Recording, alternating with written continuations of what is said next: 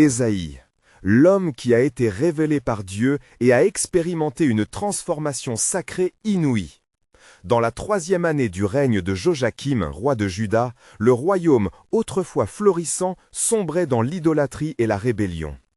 Ésaïe, le prophète désespéré, pénétra dans le sanctuaire du Seigneur, son cœur lourd de chagrin. Les murmures de son peuple, s'éloignant de la vérité divine, résonnaient comme un écho tragique.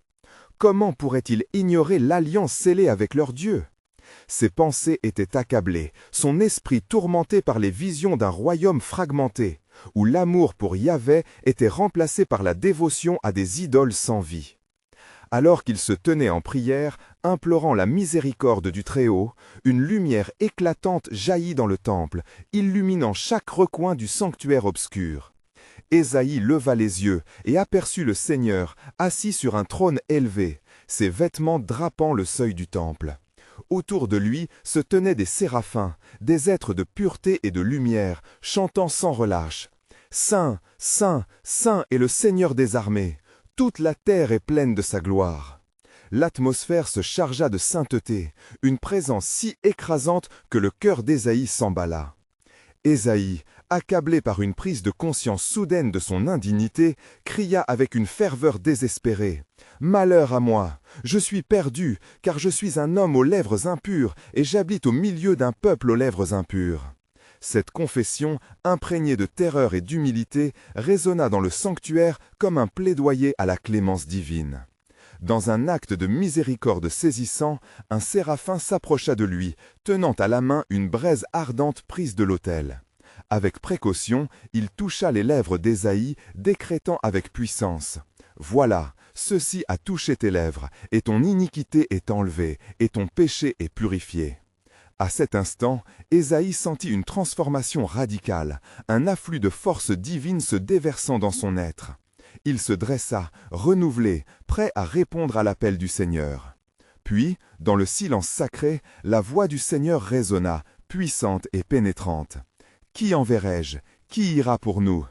Ésaïe, désormais revêtu de cette puissance divine, s'adressa avec assurance. « Me voici, envoie-moi. » À ce moment, sa mission prit forme, devenir l'instrument qui avertirait Juda du jugement et témoignerait de la promesse de rédemption.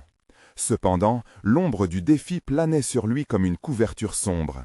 Il savait que son message serait voué à la résistance et à l'incompréhension. À chaque mot prononcé, il ferait face à des cœurs endurcis, des oreilles sourdes à l'appel de Dieu. Les promesses divines semblaient devenir des murmures étouffés dans l'agitation de la rébellion. Ésaïe se demandait comment il pourrait éveiller un peuple si éloigné des voies du Seigneur. Les jours passèrent et la désobéissance s'accéléra, tandis que son âme, tiraillée entre l'espoir et le doute, s'enfonçait dans des abîmes de questionnement. Mais, dans chaque épreuve, une lumière brillait, la mémoire de sa rencontre sacrée. Il se rappelait cette braise purificatrice, cette voix divine qui l'avait appelé à agir. Bien qu'angoissé, il s'accrochait à la promesse. Dieu était à ses côtés, à chaque pas, à chaque oracle livré. Alors que le vent du mal se levait contre Juda, Ésaïe se tenait ferme. Son cœur battait de l'espoir de la rédemption, car même dans les ténèbres, Dieu révélait sa fidélité, un appel à la repentance résonnant dans chaque parole. Ésaïe comprit que sa mission ne faisait que commencer, un défi qu'il était prêt à relever, conscient que le plan providentiel de Dieu s'accomplirait. Et alors qu'il se préparait à faire face à l'inévitable, une question persistait. Comment porter un message d'espoir à un peuple apparemment perdu? Avant de continuer avec ce récit biblique incroyable, je veux m'assurer que vous ne manquez aucune de ces histoires puissantes des Écritures. Cliquez sur l'icône de cloche et sélectionnez toutes les notifications. Ces narratifs bibliques ont transformé d'innombrables vies à travers l'histoire. Si la parole de Dieu à travers cette histoire vous bénit, s'il vous plaît, aimez et partagez avec quelqu'un qui a besoin d'entendre sur la fidélité de Dieu aujourd'hui. Dites-moi dans les commentaires, quelle histoire biblique a le plus impacté votre parcours de foi? Je suis toujours émerveillé de comment la parole de Dieu parle au cœur à travers les générations. Maintenant, continuons avec ce que le Seigneur fit ensuite. Ésaïe se tenait au seuil de sa mission divine, son cœur empli d'une détermination nouvelle. Cependant, le poids du message à proclamer pesait lourdement sur ses épaules. Il savait que sa voix serait une goutte d'eau dans l'océan des reproches accumulés et des cris de désespoir qui résonnaient à travers Juda. Dans cette obscurité, une parole émergea dans son esprit, éveillant en lui la nécessité d'une clairvoyance spirituelle. Le Seigneur lui avait déjà fait entendre son appel et lui avait montré le chemin de la pureté. Mais maintenant, il devait s'avancer dans la vallée de l'ombre de la désobéissance. Ses visions de rédemption se heurtaient à la réalité d'une désolation grandissante. Chaque jour, Ésaïe contemplait le déclin de son peuple, comme un berger face à un troupeau perdu, errant sans but, effrayé par sa propre âme. Il savait qu'il ne pouvait ignorer la souffrance qui s'accumulait autour de lui. Un matin, alors que les rayons du soleil perçaient les nuages d'orage, Ésaïe se rendit au marché de Jérusalem. Les cris des marchands se mêlaient au bruit des gens affairés, chacun engagé dans des préoccupations éphémères. Ésaïe s'arrêta un instant, son cœur se serrant à la vue de cette scène, une illustration tristement saisissante de l'apathie de son peuple. Dans ce tumulte, le Seigneur lui murmura « Porte ce message ». L'angoisse fit surface dans son cœur. Quelle parole pourrait parvenir à ces âmes durement habituées à l'incrédulité, pensa-t-il. Pourtant, la promesse divine qui l'habitait infusait sa détermination d'une force nouvelle. Il s'avança, la voix résonnant, soupçonnant une vérité cachée derrière le visage de l'incrédulité. Ces mots furent simples, mais pénétrants. « Peuple de Juda, retournez au Seigneur. Il est riche en miséricorde et prêt à sauver les perdus. » Un murmure s'éleva parmi la foule. Certains se moquaient, d'autres écoutaient, mais peu réagissaient. Ésaïe ressentit cette résistance comme un poids douloureux, mais une force se déversa en lui, une conviction que sa mission n'était pas vaine. Il se mit alors à partager les visions qu'il avait reçues durant sa rencontre avec Dieu, avertissant non seulement du jugement imminent, mais aussi de la promesse de rédemption qui se tenait, radieuse au-delà du châtiment. « Si vous retournez vers lui, il vous restaurera, proclama-t-il avec passion. Ne soyez pas comme vos ancêtres qui ont endurci leur cœur et ont choisi l'idolâtrie. Le Seigneur a un plan pour votre salut. » Les mots d'Ésaïe, porteurs d'une vérité éternelle, résonnaient avec une clarté divine. Dans certains yeux, la lumière de la compréhension commença à scintiller, mais la majorité restait indifférente. À chaque invitation au retour, il était frappé par la dureté des cœurs. Des visages familiers, des amis, des membres de sa propre famille semblaient s'éloigner de lui à mesure qu'il se rapprochait du Seigneur. Alors que les jours devenaient des mois et que les épreuves pressantes se succédaient, Ésaïe se retourna encore vers le ciel, implorant le Seigneur d'agir. « Ô Yahvé, quand ta voix trouvera-t-elle écho dans ces cœurs engourdis? Quand la rédemption se manifestera-t-elle » Il reçut une réponse, non par des paroles, mais par une conviction. « Mes voix ne sont pas vos voix, mon temps est parfait. » Ésaïe comprit que son rôle était de semer, même lorsque le sol semble stérile. Et dans cette nuit d'angoisse, une vision nouvelle lui fut donnée. Il se vit debout parmi une multitude, portant une bannière, un cri de guerre spirituelle qui s'élèverait bientôt. Ce cri déclarait l'arrivée de celui qui porterait le fardeau du péché. « Voici, vos serviteurs porteront la lumière de la vérité. » Le plan de Dieu se déroulerait au bon moment, et même si Ésaïe devait faire face à la résistance, il savait que chaque parole prononcée serait une promesse d'espoir. Car ce qu'il ne savait pas encore, c'est que la rédemption était plus proche qu'il ne le pensait. Une voix s'éleva dans son cœur, le renouvelant et l'encourageant. « C'est moi qui attire à moi, et nul ne peut résister à mon appel. » Ainsi, le chemin se présentait devant lui. Dans l'attente de l'aboutissement de cette promesse, son âme était prête, car même au sein de l'angoisse, la providence de Dieu illuminait son pas dans l'obscurité. Ésaïe continua son chemin sur les pavés poussiéreux de Jérusalem, la multitude l'entourant avec un mélange de curiosité, de méfiance et d'indifférence. Chaque pas l'enfonçait davantage dans une réalité morose, un tableau vivant de la révolte du peuple contre Dieu. Pourtant, sa vision ardente, ce cri de lumière qui résonnait dans son âme, lui donnait la force de poursuivre. Dans ce tumulte de cœur dur, il se mit à prier silencieusement, implorant Dieu de lui donner un moyen de percer cette oblitération spirituelle. Les jours passèrent, et Ésaïe ne laissa pas la fatigue ou le désespoir l'arrêter. Ses cris résonnaient chez les passants comme des échos d'un passé oublié, comme un souffle du sein vif dans un monde s'assoupissant. Mais chaque journalier luit d'un nouveau défi. Les chemins de péché de Juda s'ancrèrent dans l'âme collective, emprisonnant ceux qui avaient autrefois connu la lumière de l'Alliance. Alors qu'Ésaïe se tenait à la porte de la ville, il observa une mère pleurant la perte d'un enfant qui avait succombé sous le poids de la désobéissance. « Ô Seigneur, s'écria-t-il, sa voix portée par une passion divine, fais que mon peuple entende avant qu'il ne soit trop tard. » Le ciel s'assombrit, alors que des nuages menaçants, comme une réponse aux supplications d'Ésaïe, s'amoncelèrent au-dessus de lui. Dans cette atmosphère de tension balançant entre le jugement et la miséricorde, Ésaïe sentit une puissante présence. Le vent s'éleva, agitant ses vêtements comme pour lui offrir une protection. « Ne crains pas, Ésaïe, car je suis avec toi » entendit-il fuser depuis les cieux. Promettre la miséricorde à ceux qui avaient fait le choix de la rébellion n'était pas qu'une tâche, c'était une mission sacrée. Se levant avec un courage renouvelé, il s'adressa à la foule, portant son message avec une intensité inégalée, comme le tonnerre résonnant dans un ciel orageux. Peuple de Juda, vous êtes appelés à sortir des ténèbres.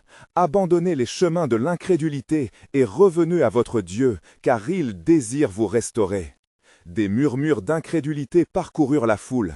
Les visages se fissuraient d'angoisse, mais aussi d'une lueur d'espoir, alors qu'une minorité commençait à émerger, cherchant des réponses dans ces mots fervents. Ésaïe, conscient que ce n'était qu'un petit reste, trouva une force dans leur quête de vérité. Car le Seigneur dit, « Je ferai une nouvelle alliance avec la maison d'Israël. Je mettrai ma loi dans leur esprit, et je l'écrirai dans leur cœur. Je serai leur Dieu, et ils seront mon peuple. » Il scanda avec une intensité fervente, sachant que chaque parole était un coup de pinceau divin dessinant le futur en souffrance de son peuple. Tout à coup, le ciel s'éclaircit, et une lumière puissante irradia des cieux, projetant des reflets sacrés sur le visage d'Ésaïe. Dans cette lumière, il eut une vision céleste. Il se tenait en présence d'êtres angéliques, attendant le message de l'Éternel. À ce moment, Ésaïe comprit que son message d'espoir, malgré les doutes, cheminait déjà vers le cœur de chaque personne, même celle qui s'éloignait. « Je vous enverrai un sauveur, et il portera le fardeau de vos péchés et vous délivrera de la mort spirituelle, » entendit-il. Ces mots résonnèrent dans son âme comme une promesse prophétique qui transcenderait le temps. Il savait que ce qu'il annonçait résonnerait à travers les âges, un fil rouge reliant chaque génération à la douce rédemption. Ésaïe se tenait là, une vague de paix l'enveloppant. Il avait partagé la vérité de Dieu, et même si les cœurs restaient indifférents, il savait que son cri atteindrait les âmes préparées. Le plan divin continuait son inexorable avancée. À ce moment précis, il fut revêtu d'une certitude, une connaissance éclatante que chaque promesse de Dieu serait réalisée. Il lira de la beauté de la lumière à travers l'obscurité, car en chaque dédale de désespoir se cache une promesse, résonna dans son cœur, comme un écho éternel du grand dessein divin. Ésaïe, fort de la lumière divine qui avait illuminé son cœur, se retrouva face à cette même foule, maintenant troublée par ces paroles édifiantes. La muraille d'indifférence semblait se fissurer, et une expectative palpable flottait dans l'air. Il observa les visages tourmentés, cherchant un éclat d'espoir, un reflet de la bonté de Dieu dans leur désespoir. Quant à lui, le fardeau de sa mission demeurait constant, et il savait que la lutte spirituelle ne faisait que commencer. Les puissances des ténèbres, implacables, s'acharnaient sur le peuple choisi, aspirant à anéantir toute lueur de foi. Ne pas céder à la peur, mais faire face à cette obscurité devenait essentiel. Ésaïe s'avança, son esprit alimenté par l'Esprit du Seigneur. « Vous qui êtes accablés et perdus, écoutez » s'écria-t-il de nouveau, sa voix puissante résonnant comme une alarme au milieu des cœurs fatigués. « La colère de Dieu s'apaise et sa miséricorde est en route pour vous. Il n'a pas oublié son alliance, ni renoncé à votre salut. Ces mots pénétraient les âmes comme des flèches de vérité, visant à toucher ceux qui avaient endurci leur cœur. Cependant, des voix s'élevèrent au sein de la foule. « Mais où est le dernier des prophètes? Que diras-tu des conséquences de nos péchés? Ne sont-ils pas la cause de notre souffrance ?» demandèrent les sceptiques. Ésaïe savait que cette question venait du fond du cœur. Les doutes et les hésitations étaient tissés dans les toiles de la désespérance humaine. Il observa, resserrant son regard sur la multitude. « Venez, mesdames et messieurs, mes frères et sœurs, n'oubliez jamais que notre Dieu est un berger qui cherche les brebis perdues. Écoutez ce que le Seigneur révèle. Car je connais les projets que j'ai pour vous, déclare l'Éternel. Ce sont des projets de paix et non de malheur, pour vous donner un avenir et de l'espérance. » Un frisson parcourut la foule. Ésaïe, conscient du poids immense de sa déclaration, se tenait maintenant à la croisée des chemins, là où la vérité divine s'opposait au mensonge de l'angoisse humaine. Alors que le ciel assombri émettait un léger rajeunissement, une voix sourde mais ferme emplit l'atmosphère, comme un grondement d'orage au loin. Ésaïe ferma les yeux un instant, goûtant l'imminence de la révélation. La lumière lui apparut à nouveau, plus éclatante, projetant son ombre sur la route. Une vision se déploya devant lui. Des images de rédemption, de guérison et de délivrance se succédaient dans son esprit. Des visages rayonnants, un peuple réuni sous l'étendard de l'amour et de la vérité. Il savait alors que, même dans l'épreuve, Dieu tissait un chemin de réconciliation. Le Dieu d'Israël proclame qu'il y aura un temps où le déluge des larmes se transformera en ruisseau de joie. Vous n'êtes pas abandonnés, mais enseignez les autres, car l'heure arrive où je réunirai mes brebis éparpillées. Écoutez mon cœur, car l'Éternel détruira la mortalité et fera trembler les cieux pour les restaurer. Ésaïe chercha les regards des sœurs et des frères qui l'avaient touché, des cœurs endurcis, mais ardents pour connaître à nouveau la vérité de leur Créateur. La réponse de Dieu serait expéditive, le retour du peuple s'accomplirait dans l'unité sous la grâce. Le Dieu d'Israël proclame qu'il y aura un temps où le déluge des larmes se transformera en ruisseau de joie. Vous n'êtes pas abandonnés, mais enseignez les autres, car l'heure arrive où je réunirai mes brebis éparpillées. Écoutez mon cœur, car l'Éternel détruira la mortalité et fera trembler les cieux pour les restaurer. Ésaïe chercha les regards des sœurs et des frères qui l'avaient touché, des cœurs endurcis, mais ardents pour connaître à nouveau la vérité de leur Créateur. La réponse de Dieu serait expéditive, le retour du peuple s'accomplirait dans l'unité sous la grâce. Quand le poids du malheur semble écraser vos âmes, retournez les yeux vers le Très-Haut, car en lui seul se trouve votre délivrance, conclut-il, son cœur vibrant d'un espoir inébranlable, laissant la foule avec un souffle d'anticipation et un écho de promesse. Alors que les échos des paroles d'Ésaïe se dispersaient dans l'air, un frisson d'espoir parcourut de nouveau la foule. Les visages qui se tournaient vers le prophète reflétaient un mélange d'appréhension et de curiosité. Ésaïe, fort de la certitude divine qui l'accompagnait, sentit que le moment de l'invitation à la repentance était imminent. Il leva les mains, comme pour en appeler au ciel, et une lumière éclatante enveloppa son être. Vous qui cherchez, vous qui tentez de comprendre le dessein du Créateur dans vos souffrances, écoutez-le. Pour chaque cri de désespoir, Dieu a une réponse triomphante. Cherchez l'Éternel pendant qu'il se laisse trouver, invoquez-le tandis qu'il est prêt. Ésaïe 55:6. Un murmure s'éleva alors de la foule, et certains commencèrent à s'avancer, attirés par la douceur de son appel. D'autres, cependant, restaient hésitants, embrassant encore les chaînes de leur incompréhension. Parmi eux, un homme du nom de Yoël, connu pour sa sagesse, s'avança. « Prophète, comment puis-nous croire alors que nos larmes semblent jamais se tarir? Nous avons tant péché. Quel espoir peut-il rester pour nous ?» Ésaïe soutint son regard, comprenant que ces mots, bien que pesants, étaient le reflet d'une lutte intérieure plus grande. « Mon frère, répondit-il avec tendresse, n'oubliez pas que les afflictions du temps présent ne sont pas dignes d'être comparées à la gloire à venir qui sera révélée en nous. Romains 8:18. Dieu ne mesure pas notre valeur par nos mérites, mais par son amour infini. Il a déjà prévu un chemin pour nous, un chemin de restauration. L'étreinte du silence s'étendit, et la foule paraissait suspendue à ses lèvres. Ésaïe percevait le conflit spirituel se débattre dans les âmes, le désespoir se battant contre l'espoir. Rappelez-vous comment il a conduit nos ancêtres à travers les eaux de la mer Rouge, comment il a apporté la manne dans le désert. Ne doutez jamais de sa fidélité. Je vous redonne espoir, car je suis le bon berger. Jean 10, 11. Les yeux de Yoël s'illuminèrent alors qu'Ésaïe continuait. Une lueur de lumière brille même dans les ténèbres les plus profondes. Notre Dieu est un Dieu de nouvelles chances et d'aurores renouvelées.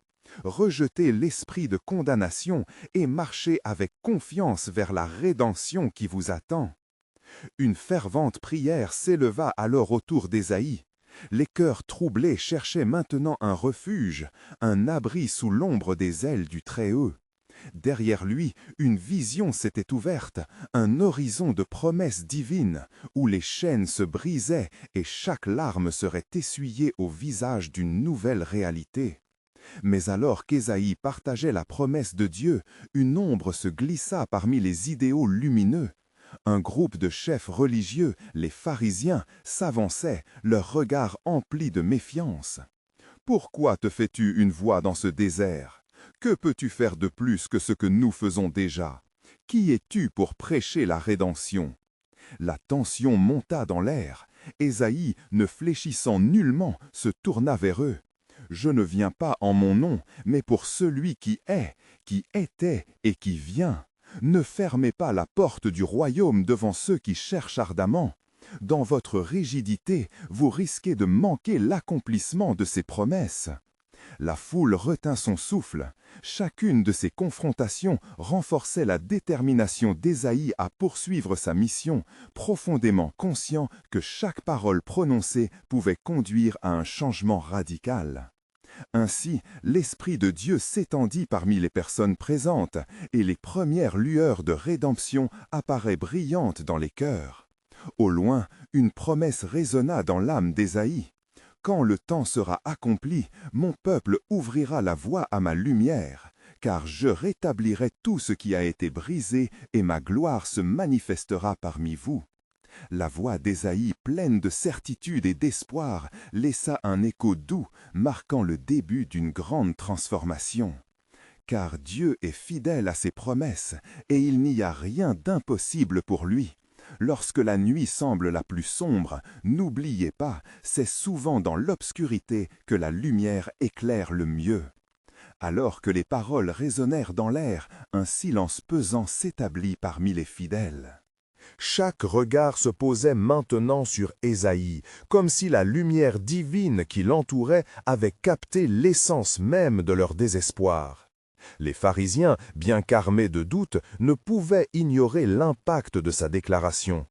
Ils se regardèrent avec incrédulité, mais Ésaïe, perçant la résistance par son regard ardent, continua d'élargir le cadre de sa prophétie. « J'entends vos cœurs, dit-il d'une voix résonnante, mais sachez qu'il vient bientôt comme un souffle de vent dans la tempête, une intervention divine dont vous ignorez encore les conséquences. Voix de celui qui crie dans le désert, préparez le chemin de l'Éternel, rendez droit ses sentiers. » Luc 3, 4. L'assemblée frissonna à la mention de la voix prophétique, un cri de préparation, une joie inattendue naissant de l'idée d'une délivrance imminente. Certaines têtes s'inclinèrent, cherchant à saisir l'éclat de cette promesse.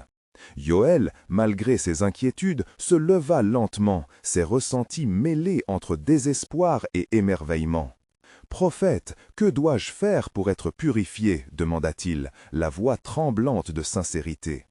Ésaïe amplifia son regard, répondant avec une lueur d'encouragement. « Repentez-vous et laissez vos cœurs être transformés. Si mes peuples s'humilient, prient et recherchent ma face et se détournent de leur mauvaise voie, alors je les écouterai du ciel. » 2 Chroniques 7, 14. Un frisson d'énergie traversa la foule, tandis que les premiers émouvements d'humilité se firent ressentir. Les visages, autrefois fermés, s'adoucirent, révélant une soif de rédemption. Les pharisiens, cependant, s'opposèrent en fronçant les sourcils. L'un d'eux s'avança, le doigt accusateur tendu. « Tu prônes un retour à la loi. Nous armons nos cœurs par les Écritures, et toi, qu'as-tu à offrir d'autre qu'une fancifule excursion spirituelle ?» Ésaïe, indéfectible, se redressa. « Ce n'est pas la loi qui vous sauvera, mais le Christ qui vient. Car l'Éternel est un esprit, et là où est l'esprit de l'Éternel, là est la liberté. » 2 Corinthiens 3,17. Vous, comme des gardiens d'un temple glorieux, devez comprendre que la vraie purification émerge d'un cœur contrit. Chacune de vos actions, si elle n'émane pas d'amour, reste vide. Un murmure de doute se propagea parmi les pharisiens. Leur position fragile face à la foule grandissante créait une tension palpable. Ésaïe, sentant l'heure de l'opposition se rapprocher, choisit d'ouvrir un nouveau chapitre de sa déclaration. « Je vous dis, ô gens de cette terre, regardez, le jour arrive où même les pierres se mettront à crier, car aucun plan de Dieu n'échouera. Car je connais les projets que j'ai formés à votre égard. » Jérémie 29, 11. Les murmures se transformèrent en cris d'encouragement, les cœurs battant à l'unisson dans une recherche commune de ce que Dieu avait promis dans leur histoire en tant que peuple. L'air se remplissait d'un parfum de rédemption, tandis que les chaînes de l'incrédulité commençaient à se briser, révélant le magnifique cadre d'une alliance renouvelée. Alors que le soleil se couchait sur le rivage, Ésaïe savait que son appel avait atteint ses cibles. Pourtant, l'ombre des pharisiens persistait, une menace pesante qui était loin d'avoir disparu. Rappelez-vous ces paroles. Vos contritions et vos intestins tournent en ces derniers jours, car l'Éternel juge son peuple. Deutéronome 32, 36. Que nul ne perde espoir, car dans l'obscurité, l'aube approche, et mon Seigneur viendra. Et ainsi, au milieu des murmures, le cœur de chaque homme et femme battait à un rythme nouveau, difficile à ignorer. Un vague de transparence spirituelle se déversait alors que les cieux, au-dessus de cette assemblée interrogeante, s'apprêtaient à révéler arrangement divin dans un éclat d'amour. Car ainsi parle l'Éternel, je ferai surgir une lumière dans les ténèbres et une grande gloire pour les humbles. Ne doutez pas, le temps de la révélation de ma gloire approche, et ceux qui espèrent fermement en moi ne seront jamais déçus. Les murmures de l'assemblée se transformèrent peu à peu en chants d'espoir. Des voix, tremblantes au départ, prenaient de l'assurance, comme si la foi, avant cachée, désirait être révélée au grand jour. Ésaïe, se tenant avec une dignité claire et lumineuse, observa la profusion de larmes de joie qui coulaient sur les visages.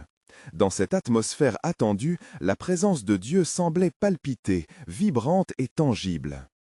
Alors que la foule s'animait, les pharisiens, regroupés tels des légionnaires en formation, échangeaient des regards inquiets. Leur autorité était mise à rude épreuve par cette marée nouvelle de foi. L'un d'eux, Amalia, un interprète de la loi avec une réputation redoutée, s'avança à nouveau, défiant Ésaïe du regard. « Que perçois-tu, prophète, de celles et ceux qui viennent à leurs ailes sans être purifiés ? Parles-tu d'une libération par la grâce ou d'une rébellion contre notre héritage ?» Ésaïe, sonnant comme un instrument à la voix divine, répondit sans trembler. « C'est l'obéissance de leur cœur qui donne sens à leur adoration. Ce n'est pas par la loi seule qu'un homme peut être sauvé, mais par la foi qui se manifeste dans les œuvres. Ainsi, dans leur repentance, ils trouvent la vraie liberté. Car le juste vivra par la foi. » Habacuc 2,4. Je vous le dis, même la loi elle-même rend témoignage de la grâce à venir. Les paroles d'Ésaïe, vibrantes d'autorité divine, touchèrent des cœurs. La promesse de guérison résonnait au plus profond des âmes, soulevant des cris de louange. Mais la confrontation ne cessait de s'inviter. Amalia, furieux de voir son autorité usurpée, s'exclama « Oh, quelle folie, Ésaïe! Tu es électrisé par tes propres illusions. Nous avons sacrifié notre vie et notre sagesse à cette loi. Tu voudrais la réduire en un mot ?» Ésaïe, sonnant comme un instrument à la voix divine, répondit sans trembler. « C'est l'obéissance de leur cœur qui donne sens à leur adoration. Ce n'est pas par la loi seule qu'un homme peut être sauvé, mais par la foi qui se manifeste dans les œuvres. Ainsi, dans leur repentance, ils trouvent la vraie liberté. Car le juste vivra par la foi. Habacuc 2,4. Je vous le dis, même la loi elle-même rend témoignage de la grâce à venir. Les paroles d'Ésaïe, vibrantes d'autorité divine, touchèrent des cœurs. La promesse de guérison résonnait au plus profond des âmes, soulevant des cris de louange. Mais la confrontation ne cessait de s'inviter. Amalia, furieux de voir son autorité usurpée, s'exclama « Oh, quelle folie, Ésaïe! Tu es électrisé par tes propres illusions. Nous avons sacrifié notre vie et notre sagesse à cette loi. Tu voudrais la réduire en un mot. » L'Assemblée, maintenant divisée, oscilla entre l'enthousiasme et le refus. Ésaïe, ressentant cet esprit de division, leva les mains, exposant des paumes ouvertes, une invitation à la paix et à la réflexion. « Mes amis, écoutez-moi, ne laissez pas l'orgueil vous égarer. Il est écrit, c'était le temps où je vous rassemble pour vous ramener de votre rébellion. Zacharie 10,10. Soyez alertes, ne laissons pas l'ennemi s'immiscer dans ce moment sacré. La lumière dorée du soleil couchant baignait le groupe dans une clarté surnaturelle, semblant appuyer chaque mot prononcé par le prophète. Ésaïe fit une pause, scrutant les visages. « Je vous le dis, le Messie vient, et il se révèle à ceux qui se repentent. Il a porté nos montagnes et nos peines, et sa région sera notre refuge. » Ésaïe 53,4. Un murmure troublé parcourut la foule, et au milieu des siens, Marc, un homme faible en esprit, mais avide de vérité, leva une main tremblante, exprimant sa lutte intérieure. « Prophète, est-ce que cette grâce est pour nous, pour moi, même pour ceux d'entre nous qui ont péché ?» Ésaïe s'abaissa pour lui faire face, avec un regard pénétrant de compassion. « Oui, Marc, même pour toi. Et tous les mots du Seigneur. Venez à moi, vous tous qui êtes fatigués et chargés, et je vous donnerai du repos. » Matthieu 11, 28. Sa miséricorde est plus grande que nos fautes. Son amour, plus puissant que la mort, attend simplement votre appel. Les visages autour de lui s'illuminèrent. Les murs de l'incrédulité s'effritaient, laissant place à un chemin d'espérance. Ésaïe savait que ce qui était en train de se passer dépassait la simple promesse de rédemption. C'était une histoire nouvelle, un récit scriptural se dessinait. Oui, entendez ma parole, car l'Éternel a créé un nouveau ciel et une nouvelle terre. Ésaïe 65, 17. L'aube d'un nouvel avenir approche. Mais sachez cela, plus que la colère s'apaise, le temps viendra où je ferai de toutes les nations un peuple unifié. Acte 2, 17. Unissons nos cœurs dans cette attente. Le vent se leva, et le murmure des promesses divines enveloppa le rassemblement, le tout étant pétri de ferveur et de sainteté. Un sentiment d'attente palpable flottait dans l'air. Les doutes s'évanouissaient, laissant une place illimitée pour l'adoration. Ainsi, sa promesse reste immuable. « Voici, je ferai toutes choses nouvelles. » Apocalypse 21, 5. Préparez vos cœurs, car la révélation de ma gloire se rapproche. Et n'oubliez jamais que celui qui est fidèle, l'Esprit de vérité, vous guidera dans toute la vérité. La foule, bercée par un souffle nouveau d'espérance, semblait suspendue dans le temps, chaque cœur vibrant à l'unisson des promesses divines. Ésaïe, se redressant avec autorité, savait qu'il se tenait à un carrefour spirituel. L'écho de ses paroles glissait doucement dans l'oreille du peuple, éveillant une conscience collective d'une mission divine imminente. Soudain, un silence lourd s'installa, tandis qu'Amalia, toujours déterminée à défendre la tradition du savoir, rugit de plus belle. « Ésaïe, Tu parles de grâce et de liberté, mais qu'en est-il de ceux qui persistent dans leur iniquité? La loi nous a été donnée pour protéger sainteté et ordre. Oserais-tu donc dire que l'impureté peut être acceptée au sein de l'Éternel? Un frisson parcourut la foule, chaque esprit se demandant à quel point la miséricorde pouvait effacer le poids de la culpabilité. Ésaïe, bien conscient de la tempête qui grondait, plongea son regard dans celui d'Amalia. La Sainte Écriture elle-même nous rappelle que celui qui veut avoir grâce doit d'abord se montrer repentant. Ne vous souvenez plus des choses passées et ne considérez plus les choses anciennes. Ésaïe 43, 18. C'est dans cette réclamation de notre humanité, de notre faiblesse, que la force de la miséricorde se révèle. La ferveur d'Ésaïe résonna comme une cloche vibrante, une vérité sacrée qui brisait les chaînons de l'hésitation. Certains se mirent à murmurer, convaincus que même les pécheurs les plus endurcis pourraient trouver refuge dans l'ombre des ailes du Très-Haut. Cependant, des voix s'élevèrent du milieu des pharisiens, comme des ombres menaçantes obscurcissant la lumière. Tu profanes la loi, Ésaïe. Quel fondement as-tu pour établir cette nouvelle voie que tu proposes? Un autre paroissien, du nom de Judas, se leva, bravement assertif.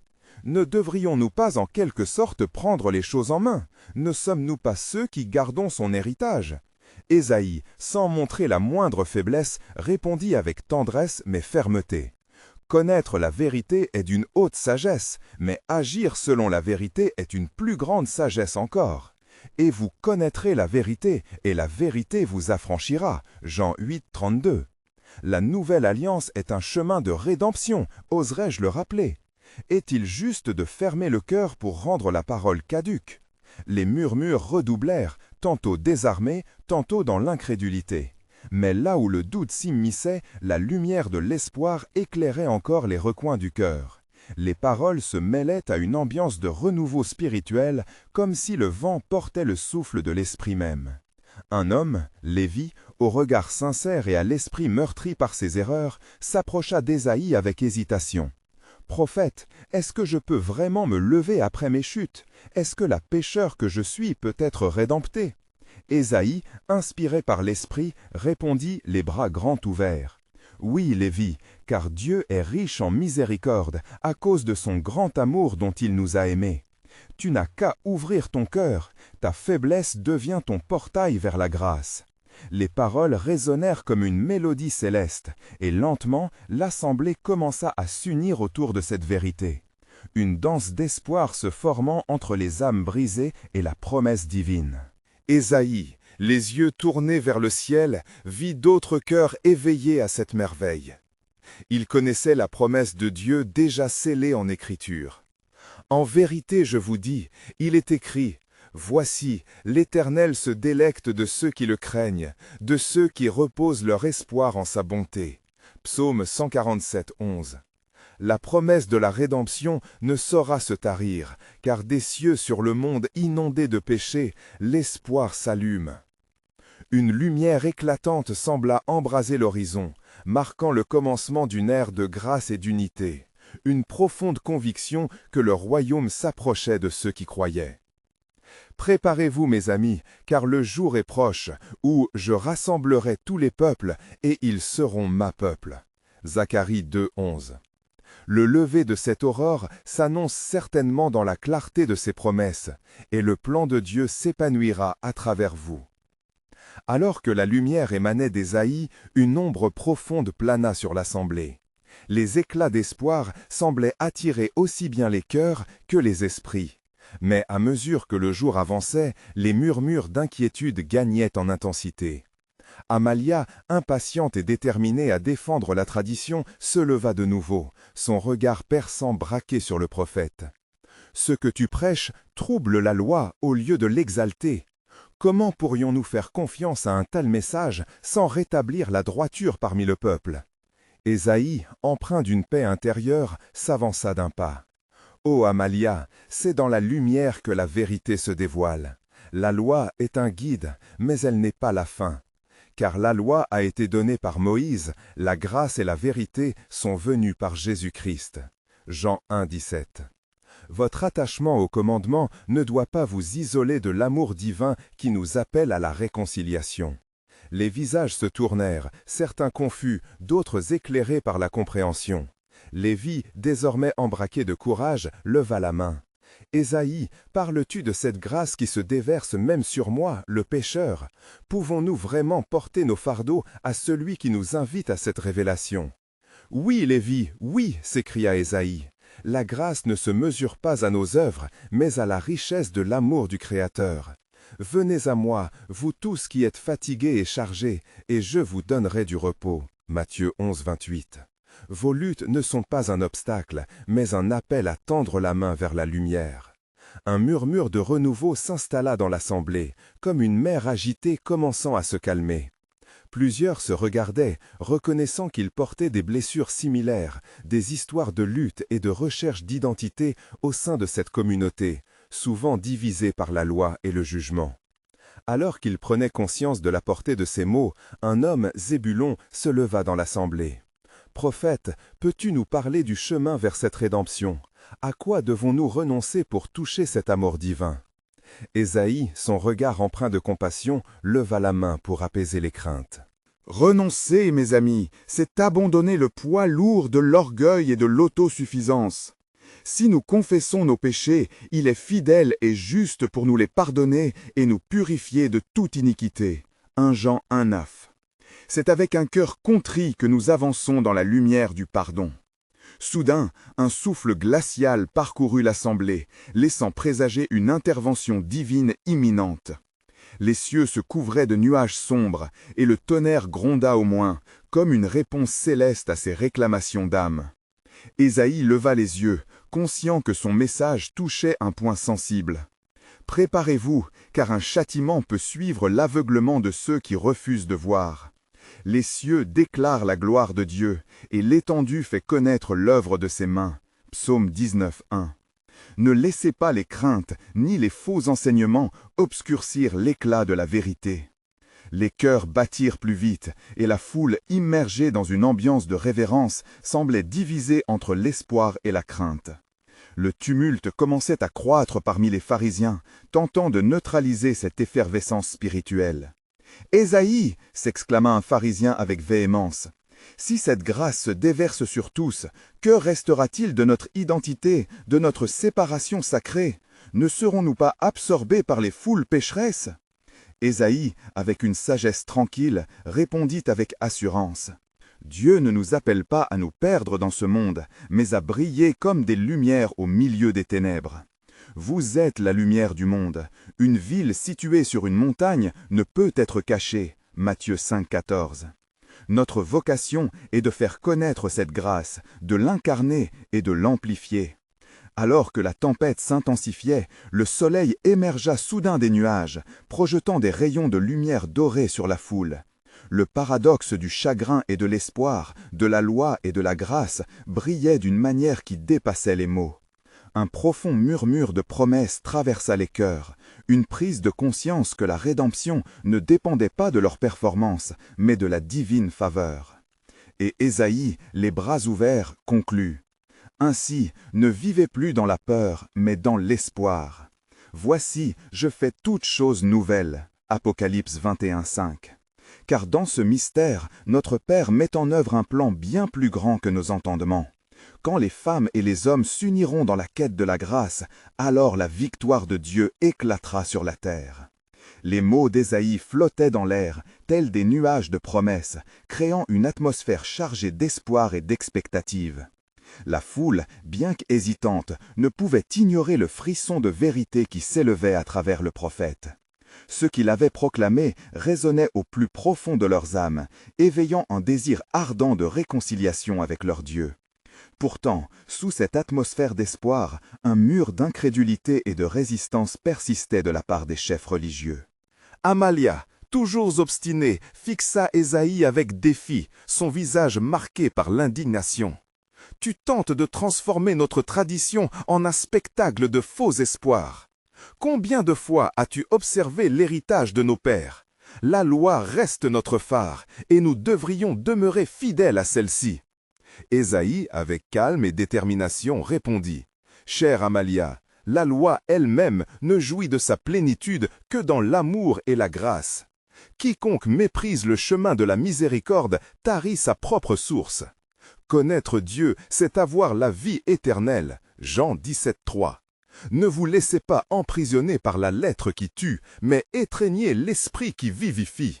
Les murmures de la foule se intensifièrent, oscillant entre l'indignation face aux pharisiens et une acceptation grandissante des paroles d'Ésaïe. Un jeune homme, appelant à la franchise, s'avança. « Prophète, comment pouvons-nous vaincre cet esprit de condamnation qui pèse sur nos épaules? Les murs de la loi semblent souvent si hauts. » Ésaïe, son cœur vibrant de passion, proclama « Ce que vous ressentez est vrai, et c'est par la foi que les murs tomberont. Car c'est par la grâce que vous êtes sauvés, par le moyen de la foi, et cela ne vient pas de vous, c'est le don de Dieu. » Éphésiens 2,8. Votre salut ne dépend pas de vos œuvres, mais de la promesse d'un Dieu qui ne lâche jamais prise sur ses enfants. À ces mots, des larmes commencèrent à couler sur les visages durcis par le désespoir et la désillusion. Une femme, au fond de la foule, éleva la voix, son cœur brisé à découvert. « Prophète, connais-tu la douleur de notre peuple? Comment peut-on espérer après tant de désillusions ?» Les yeux d'Ésaïe se posèrent tendrement sur elle. « Oui, je la connais. Vous n'êtes pas seul dans votre souffrance. Je suis ici, non pas pour condamner, mais pour empiler les promesses de restauration. Car l'Éternel sera votre lumière éternelle, et votre Dieu sera votre gloire. » Ésaïe 79. Le désespoir ne peut obscurcir la lumière divine, car même les ténèbres ne pourront jamais éteindre le flamboiement de sa présence. Les paroles de réconfort se répandirent comme une douce pluie sur les cœurs assoiffés. Lentement, l'horizon trouble de l'assemblée commença à s'éclaircir, chaque phrase prononcée par Ésaïe agissant comme un levain, réveillant un espoir réprimé depuis trop longtemps. Cependant, le ton des opposants était en train d'augmenter. « Qui es-tu vraiment pour prétendre être le porte-parole de Dieu? As-tu quelques signes à nous montrer pour prouver que tu as la vérité en toi ?» interrogea une voix, teintée de méfiance. Ésaïe poussa un profond soupir et leva son regard vers le ciel. La création entière témoigne du Créateur. Les signes ne montrent que le chemin, mais c'est votre cœur qui est le véritable réceptacle de la foi. Venez et raisonnez ensemble, dit l'Éternel. Quand vos péchés seront comme le cramoisi, ils deviendront blancs comme la neige. Ésaïe 1,18. C'est cette promesse qui est votre véritable preuve. À ce moment précis, un souffle divin balaya l'assistance, un frisson chaleureux qui traversa les âmes tourmentées. De nombreux visages se tournaient vers Ésaïe, cherchant une connexion, un fil d'espoir à tisser dans leur réalité douloureuse. Et dans cette atmosphère vibrante, Ésaïe ressentit la puissance de l'Esprit Saint se manifester. Vous, gens de Juda, si vous cherchez le Seigneur avec un cœur sincère, vous découvrirez qu'il est déjà à l'œuvre, réveillant votre âme avec la promesse d'un avenir radieux. Car je sais quels projets j'ai formés à votre sujet, dit l'Éternel, des projets de paix et non de malheur, pour vous donner un avenir et de l'espérance. Jérémie 21:11. Le contraste de la lumière et de l'ombre continuait d'apparaître. Les pharisiens pris dans leur lutte ne souhaitaient pas abandonner leur position, mais le désir d'authenticité spirituelle s'épanouissait lentement parmi les paysans, fermiers et artisans, ceux qui avaient cru longtemps au regard hautain des religieux. Le peuple commença à se tenir dans une unité inattendue. Ésaïe observait cette dynamique avec un mélange d'humilité et de satisfaction. Quand le peuple s'unit sous un appel, il est fort, il s'éveille dans la lumière, pensa-t-il, réalisant que sa voix pouvait être un vecteur d'amour. Et alors qu'il poursuivait son message, une question fondamentale émergea dans son esprit, une question qui le redynamisa. Ces âmes avaient-elles compris la profondeur de la promesse de l'Éternel? Ô peuple, écoutez bien, car il y a un nouvel élan qui se rapproche. Car je fais de toutes choses nouvelles. Apocalypse 21:5.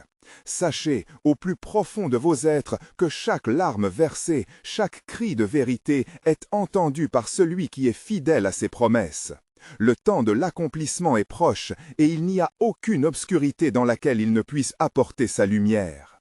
Les visages autrefois marqués par l'hésitation et le désespoir s'éclairèrent alors d'une lueur nouvelle. Leur cœur battait à l'unisson, un écho d'espoir qui répondait au souffle de l'esprit. Ils commençaient à comprendre à quel point leur destinée était liée, chacun d'eux une note dans la symphonie du plan divin. Et Ésaïe, un humble instrument dans les mains de Dieu, se tenait là, vigilant et déterminé, conscient que le chemin de la rédemption est en train de s'ouvrir et que même s'il devait affronter l'opposition, il était porteur d'un message d'une profondeur éternelle. Le temps de la révélation de ma gloire approche, et ceux qui espèrent fermement en moi ne seront jamais déçus.